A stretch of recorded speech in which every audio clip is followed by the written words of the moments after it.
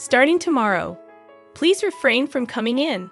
The manager, the boss's daughter, briskly informed me the moment I stepped into the office. Her disdain for me was palpable, though the extent of it caught me off guard. Stunned, I resolved to comply with her directive. Days passed, each one marked by the manager's relentless antagonism towards me. Assigned to the planning department, a position I had eagerly sought since joining the company, I devoted myself diligently to my tasks, yet my efforts were constantly undermined by the manager, who, being the president's daughter, wielded unchecked authority.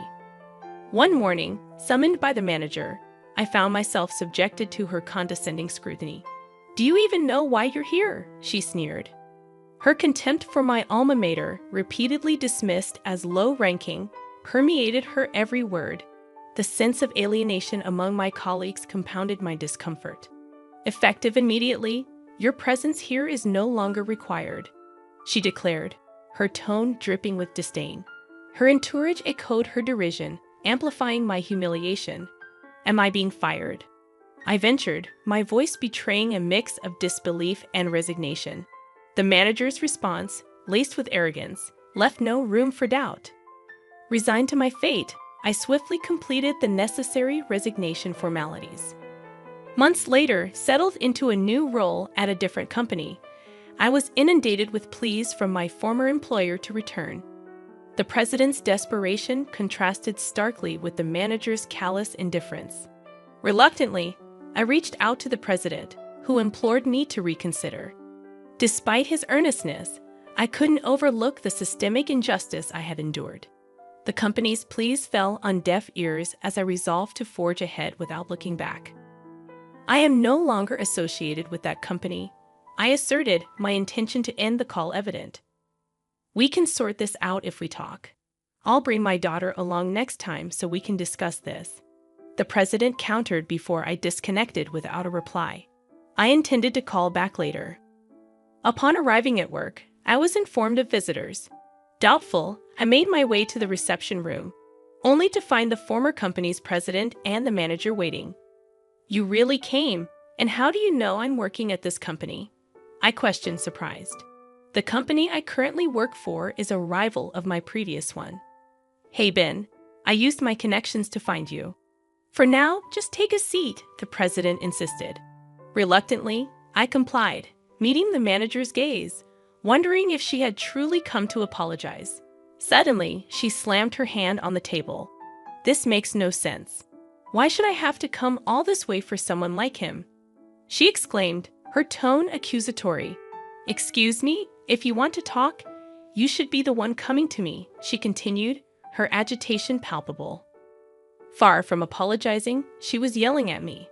"I don't really have anything to say," she ranted. "It's ridiculous to quit just because you got a little scolded at work." "Quit because I was scolded? What do you mean?" "I gave advice on your plan, but you didn't want to take it, so you quit." "That's not how a professional behaves," she insisted, her words bewildering. I couldn't comprehend what the manager was saying. "That's not how it happened." "I was suddenly told not to come to the company," I interjected, trying to clarify. "You think just because I'm the president's daughter, I got my position through connections, and you don't want to take advice from me," she continued, unfazed by my explanation. The manager kept spouting nonsense without caring about what I had to say. "Wait, that's not true.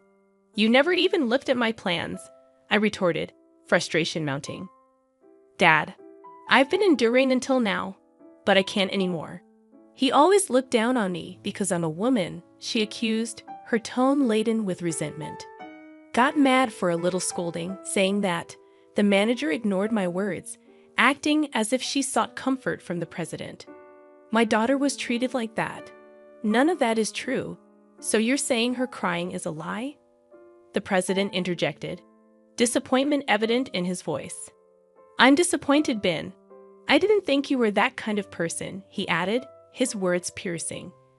"Moreover, it's outrageous to get re-employed by a rival company," the manager concluded, her disdain palpable. "I truly wanted to continue working in the same field. That's why I made the difficult decision to join this company. That was the truth. Even after joining the planning department I aspired for, I was completely ignored by the manager and never got the chance to prove my capabilities. However, I couldn't bring myself to leave this industry, and my current company welcomed me. You must have sold our company's information to get this job, right? Why else would they hire someone as incompetent as you? The manager accused. I did no such thing. I've maintained confidentiality, and this company never asked me for any information. People can say anything. In fact, our company has. Stop. Don't say another word, the president hastily interrupted, signaling to the manager to halt. Was she about to say something they didn't want me to hear? Such a useless person. This company should fire him. A low-ranked individual only brings shame. If Ben apologizes, I might consider taking him back. I'll even reassign him to the planning department if he wishes. For now, we don't need someone like him. Just bear with it and continue as usual. We'll manage. Then, I want a raise. The two of them continued discussing without any regard for my opinion. Despite my repeated expressions of unwillingness to return, I was being told to apologize and be forgiven. The frustration of being treated like a fool left me trembling. The manager noticed and sneered. Are you crying with joy? It figures. Low-ranked individuals really can't help themselves. You really are a kind soul, aren't you? She mocked. Sure, I am. Taking someone like him back is nothing short of generous. Just make sure you don't irritate me too much. Make sure you listen to your boss, okay? I have no intention of leaving this company, I asserted. You still don't get it. I'm offering to take care of you before you get fired for incompetence. You really are clueless. That's the way it is. But don't quit over a little scolding this time, the president added dismissively. The mocking continued. Saying that, the president and the manager mocked me. Mr. President, if I may be so bold, the manager is lying. I spoke up, desperate. After all we've been saying, you're taking this attitude. I'm not lying. That's quite the accusation. Do you have any evidence to back that up? Yes, I prepared this just in case, I said and took a voice recorder out of my bag. I had recorded not only the day the manager told me to leave, but also any other occasions when she had said something unreasonable. You've been recording me? Unbelievable. At the sight of the voice recorder, the manager visibly panicked. Dad, we don't need to listen to this. Let's just go. Then I'll play it. I played the recording, making sure the manager, who was attempting to leave, could hear it. The recording unmistakably captured the manager's voice instructing me not to come to the company. What's the meaning of this? My daughter was lying. It's a lie, the president explained. Undeterred, I went on to reveal all the unfair treatment I had endured from the manager. The recording included the sound of my proposal being torn up, the manager and her aunt bad-mouthing me during work hours, and the crucial exchange where I asked why my proposals were never reviewed. Her reply stung. They're from a low-ranked individual like you. Your ideas are as expected. It was undeniable proof that the manager had been lying. By the way, this is the proposal that the manager tore up, I said, handing a freshly printed proposal to the president. He took it, visibly shaken, and started reading. No way. It's the plan for the hit product this company is currently selling, he explained. This project was one I had poured my heart and soul into, hoping for the manager's approval, but all my efforts had been in vain. The proposal was torn up without even being read. Why did you reject this proposal? You didn't even look at it. I demanded. The manager shrugged it off. Well, his proposals were always so pathetic. I thought there was no need to read them. It's his fault for always behaving badly. I wasn't satisfied and handed another set of documents to the president. Most of them were products developed since I moved to my current company, so it's all true, I explained. These were Ben's plans, the president confirmed.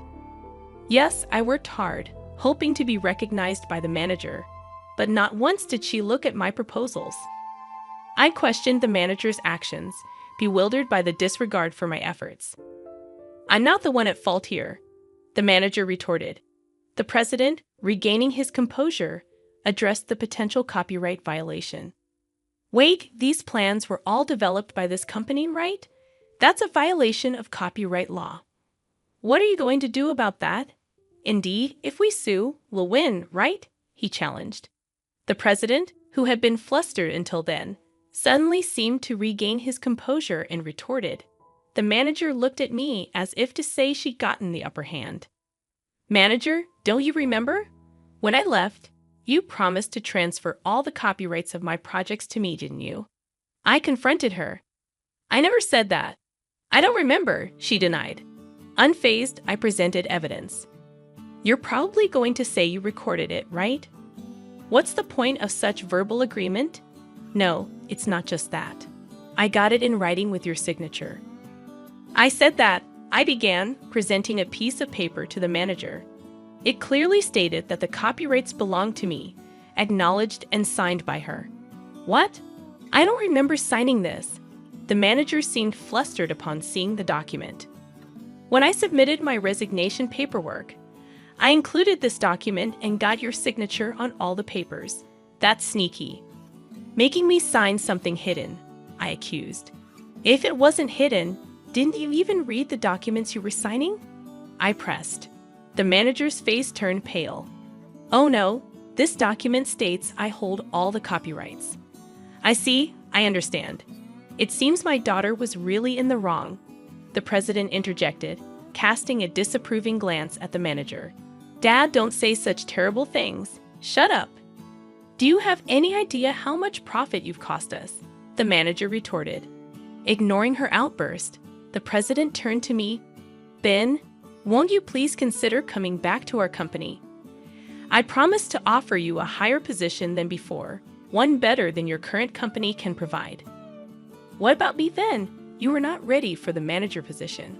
Start from the beginning again. The president's words made the manager crumble. But such things no longer mattered to me. The president was desperately trying to win me over. So, what do you say? Have you changed your mind about returning? There's no one left to give you a hard time anymore, you know, the president urged, his eyes gleaming. Wanting to leave the situation, I asked him a question. There's something I want to ask. Sure, ask me anything, the president replied eagerly. It hasn't been long since I left your company, so why are you so desperate to bring me back now? I questioned. The president's voice suddenly faded, and he began to make excuses. We've been very busy recently. I thought about addressing it sooner, but I couldn't find the time. Sorry, he stumbled over his words. I didn't miss the president's eyes darting around as he made excuses. Is that so? Because it seemed like you were mostly playing golf when I was working there, I remarked pointedly. That was necessary for business networking. If you want, I can take you with me from now on, the president offered. No, that's all right. Feel free to reach out anytime, I declined. You're going to be our star player from now on, the president continued, talking as if my return to the company was a foregone conclusion, though he was making concessions. The pressure of not going against the president weighed heavily on me. There must be a reason you want me back in the company so badly. Reason. It's nothing grand. I just want to make things right for you, especially since my daughter caused you trouble. The president smoothly dodged the issue, but I could see through his facade. The president's real motive was clear, rendering this all a futile effort. Our company's performance had been growing, while his company had started to stagnate right after I joined. The products I planned hit the market successfully, skyrocketing sales, and rapidly increasing the company's reputation. I even got interviewed on TV as the planner. Compared to this thriving company, the president's company's performance had been lackluster. Being a traditional company, it failed to incorporate anything new and lacked buzz. Once seen as rivals, the difference between the two companies was now like night and day. Did you see me on TV? Is that why you hastily contacted me? Well, what was it again? Didn't you realize I had left or that your company's performance wasn't growing until you saw me on TV? I had a lot I wanted to say. Why did he ignore the harassment I was receiving? Why didn't he inquire when I had to leave abruptly for an unreasonable reason? But conveying that to the president now meant nothing. There's no need for me to be involved anymore, I stated firmly. Did you think I was unaware of everything? You're a spiteful person. Yes, our company is in a pinch. If you know that, come back quickly. The president's tone turned accusatory.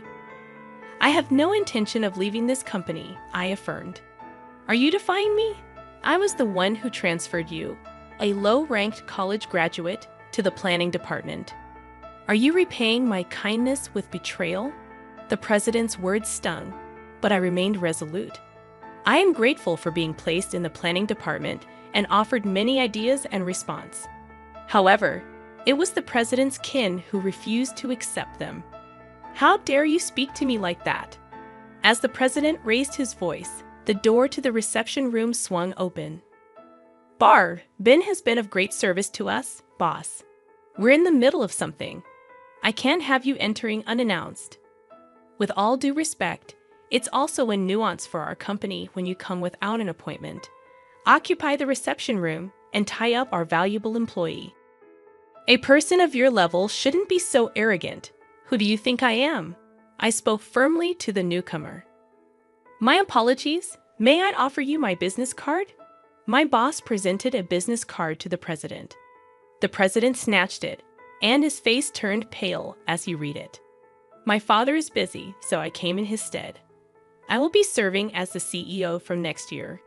My boss, like the manager, was the son of the company's president and an extremely capable person set to become the new president next year. I had no idea. No problem. We're grateful for the talented individual you've provided us. The president bowed, and I felt a sense of puzzlement as to why he seemed so anxious. However, we will have to decline the collaboration project you proposed recently, my boss announced. What? You said you considered it to help our company, the president exclaimed. I did consider it. Even though it's a rival company, seeing a traditional manufacturer falter doesn't feel right. Then why? The president questioned, only to be interrupted. Seeing the character of you and your daughter, I couldn't bring myself to support you. Please reconsider, my boss explained. The president desperately apologized, and the manager seemed to finally realize the gravity of the situation. Please help me out here. I'm sorry, the manager pleaded. It's my boss's decision. There's nothing I can do, my boss replied firmly. After that, the president and the manager were escorted out by security guards. Ben, I believe in you. I'll be waiting, the president shouted as he left. I just watched him go. Later, I heard that the manager's company's performance continued to plummet, making management difficult. The calls kept coming after that day, so I changed my phone number. Meanwhile, the company I work for continues to grow rapidly. I want to keep working here for the foreseeable future.